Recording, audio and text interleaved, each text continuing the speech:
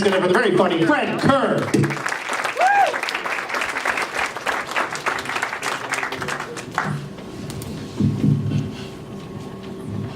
Thanks, man. So later this summer, marijuana is going to be legal in Canada. Are we happy about that? Anybody? Yeah.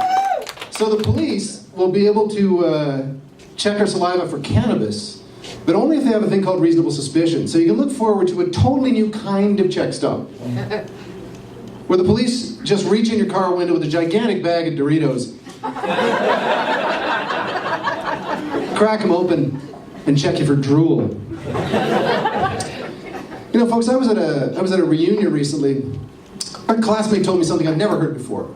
Never heard. He said, "You look good, Fred."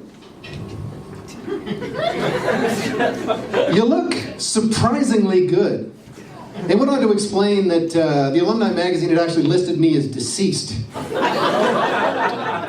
Yeah, I both got a kick out of the fact that the title of the Alumni magazine is actually In Touch.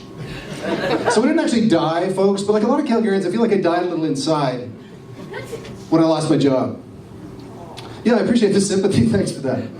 But I won't be unemployed for long, folks, because like Justin Trudeau, I've got that Bachelor of Arts degree in literature to fall back on. Yeah. You know, I can't help thinking, folks, as a fellow BA in literature, that Canada being led by Justin is a bit like the entire country showed up to a gunfight armed only with a selfie stick. I made some changes to my diet, folks, since I lost my job. Trying to eat a lot more free-range, locally grown, organic squirrel. Now, squirrel's an acquired taste, folks, I'll give you that. But you gotta try my flambé d'écureuil écrasé. I probably should have explained my undergrad's actually in French literature. And that squished squirrel on fire. A little shout out here probably to you folks who are not actually allergic to gluten. Just want to recognize you. You're maybe not allergic to gluten, you're just kind of avoiding gluten because that's so trendy. You know, gluten-free food is devoid of nutrients, costs extra, and best of all, folks, tastes like shit. So here's a thought, maybe just eat some damn gluten and try to be less of a douche. Douchiness matters, folks. Picture it, Trump starts World War III, cannibalism breaks out, first people eaten are always going to be the most annoying people, the gluten avoiders, and of course our friends, the vegans. Neither of whom are strong enough to fight back. My kids aren't actually willing to eat squirrels 7 days a week, folks. So I had to go to IGA and find some kind of cheap squirrel substitute. Came up with a fish called tilapia. Bought some tilapia, brought it home, made a nice tilapia lunch before we headed out to the zoo. At the hippo tank, we noticed there's a school of fish circling around the hippo that apparently help keep the tank clean by consuming a great deal of hippo, let's just say, excrement. Like any good parent sensing a teachable moment, I turned to the zookeeper and said, "Sir, could you tell us, what is the name of that helpful, shit-eating fish you got there in the tank?" Zookeeper says, "That's tilapia, sir." And that was the last time anyone in our house ever ate tilapia. Folks, that was less of a joke and more of a public service announcement. Anybody else have trouble with Starbucks getting your name wrong? That ever happen? Yeah. So my name's got 4 letters, F-R-E-D. I'm watching barista Brittany concentrate a little harder than you'd expect as she scrawls that on the cup. A couple of minutes later, her teammate barista Michaela calls out, "Tall mocha, ready for," and she squints at the cup. She goes, "Sorry, sir, is it Fred? Or fired?" She shows me the cup and says, F-I-R-E-D. I said, "You know what, Michaela, to be honest, it's both. Fred and fired. But I'm at peace with it now. Listen, I don't suppose you got any job openings here because I've got a BA in literature and I am great at spelling." Thanks. You know, I was in elementary school, my parents signed me up for Cubs. Cubs, if you didn't know, are boys between the ages of 8 and 10 years old who can't do sports. Probably shocking to hear the chiseled Adonis you see tonight was not always sporty, but I'm afraid it's true. Every gym class for me was as awkward as if Justin Trudeau were trapped in a Mensa meeting. But because I knew athletic ability was inherited, I feared that my uncoordination would be passed on to my kids and they were doomed to become Cubs one day. As indeed they were. I became a Cub leader out of shame. You know, the Cub organization does an outstanding job preventing creepy adults from becoming leaders. They're great at that.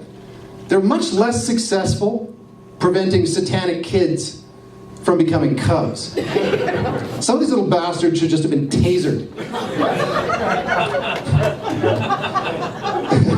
But the Cub leadership experience did reinforce something that I already knew about myself, folks, that I'm quite proud of, which is that I am the opposite of a pedophile. I can't fucking stand other people's kids.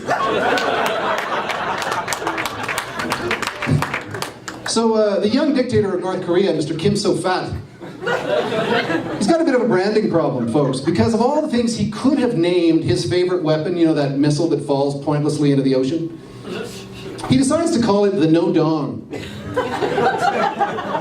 Folks, I don't know that much about marketing, but if you're trying to strike terror into the hearts of an English-speaking population and you want to name a weapon, maybe take the time to convene a focus group.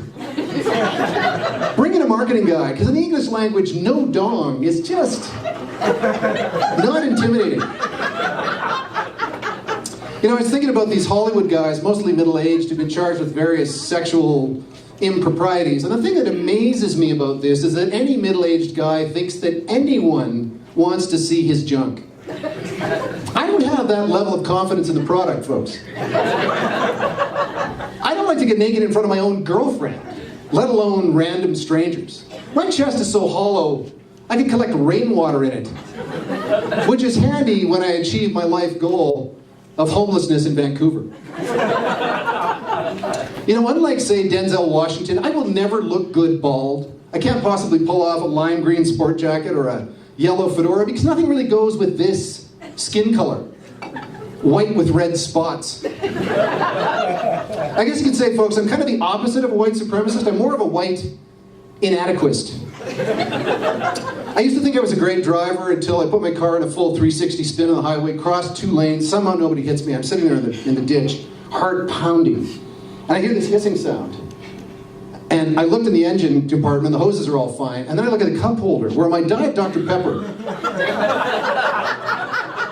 was foaming like a rabid Doberman. That Dr. Pepper sacrificed itself so that I might live to experience divorce and unemployment in this golden age of Justin Trudeau and Rachel fucking Notley. Thank you so much, Dr. Pepper. You know, speaking of doctors, there's a group of fertility doctors, short of sperm donors, who started using their own semen to fertilize patients' eggs. Now, it's hard to believe, but this is actually very widespread. It's a true story, you can look it up, and it's widespread. I guess these clowns figure that the victim should just be grateful to have a doctor in the family. Anyway, as you can imagine, they got caught. They're being sued for negligence, for breach of trust, and my personal favorite, they're being sued for cavalier use of sperm. Gentlemen, who among us has not occasionally been somewhat cavalier with our sperm? When I think about my lifetime sperm allocation, folks, to be honest, apart from the 3 kids, mostly pretty cavalier.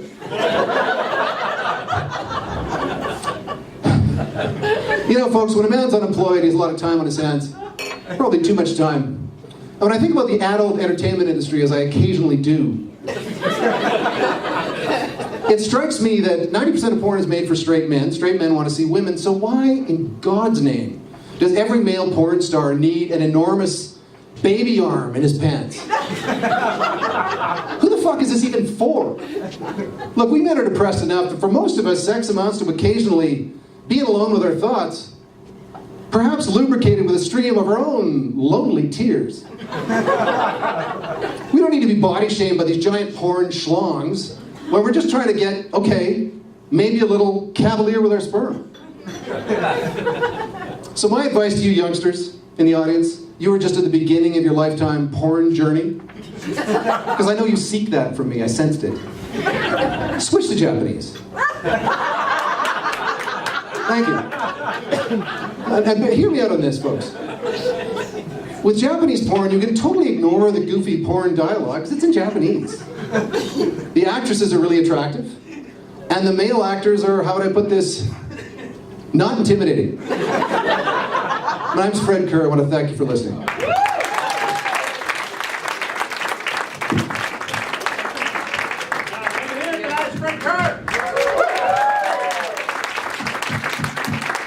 All right, you guys, we're almost there.